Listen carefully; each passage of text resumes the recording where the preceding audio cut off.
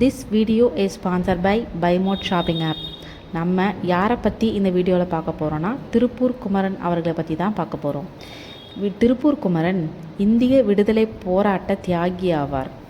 இவர் ஈரோடு மாவட்டத்தில் உள்ள சென்னிமலையில் 1904 அக்டோபர் மாதம் 4 பிறந்தார்.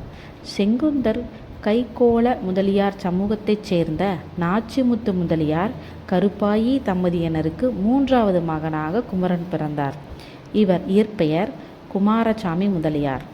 குடும்ப சூழ்நிலை காரணமாக பள்ளிப்படிப்பை ஆரம்ப பள்ளியிலேயே முடித்து கொண்டார். கைத்தறி நெசவு தொழிலை செய்து வந்த குமரன் 1923 ராமாயி என்பவரை திருமணம் முடித்தார்.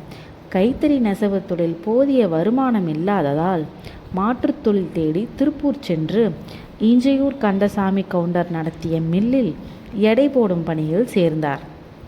காந்தி கொள்கையில் அதிக ஈடுபாடு கொண்ட குமரன் நாட்டு விடுதலைக்காக காந்தி அறிவித்த போராட்டங்களில் கலந்து கொண்டார். 1932 சட்ட மறுப்பு இயக்கம் மீண்டும் தொடங்கிய போது தமிழகம் முழுவதும் அறப்போராட்டம் பரவிய நேரத்தில் திருப்பூரில் தேசப்பந்து இளைஞர்கள் மன்ற உறுப்பினர்கள் அச்சமயம் ஏற்பாடு செய்த மறியல் போராட்டத்தில் தீவிரமாக பங்கு கொண்டு 1932 ஜனவரி 10 கையில் தேசிய கொடியை ஏந்தி கொண்டு தொண்டர் படைக்கு தலைமை ஏற்று அணிவகுத்து சென்றார். 1932 ஜனவரி 10 அன்று நடந்த ஆங்கிலேய அரசுக்கான எதிர்ப்பு போராட்டத்தில் கலந்து கொண்ட போது ஆங்கில அரசு காவல்துறையினரால் தடியடிக்கு உள்ளானார். கீழே விழுந்த நிலையிலும் அவர் தன் கையில் இருந்த அக்காலத்தில் சுதந்திரத்தின் அடையாளமாக கருதப்பட்ட தேசிய கொடியை விடாமல் உயர்த்தி பிடித்தவாறே கிடந்தார். இதனால் கொடிகாத்த குமரன் என்று அழைக்கப்படுகிறார். ஜனவரி 10 சிகிச்சைக்காக அனுமதிக்கப்பட்ட திருப்பூர் குமரன் ஜனவரி 11 மருத்துவமனையில் அதிகாலையில் உயிரிழந்தார்.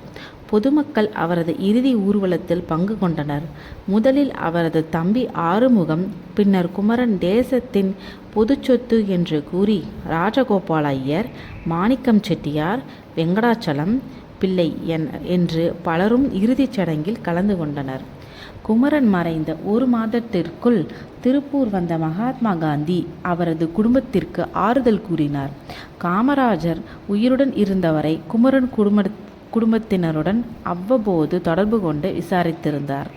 இவரது துணைவியார் ராமாயி அம்மாள் 1998 ஏப்ரல் மாதம் உயிரிழந்தார்.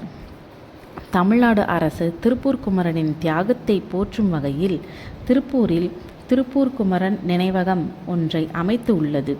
இங்கு தற்காலிக நூல் நிலையம் உள்ளது. படிப்பகம் ஒன்றும் செயல்பட்டு வருகிறது. மேலும் இந்திய சுதந்திர போராட்ட வீரர்களின் படங்கள் வரைந்து பொதுமக்கள் பார்வைக்கு வைக்கப்பட்டுள்ளது. இவரது 100வது பிறந்தநாளை சிறப்பிக்கும் வகையில் அக்டோபர் 2004 சிறப்பு நினைவு தபால் தலை இந்திய அரசால் வெளியிடப்பட்டது. Thank you friends.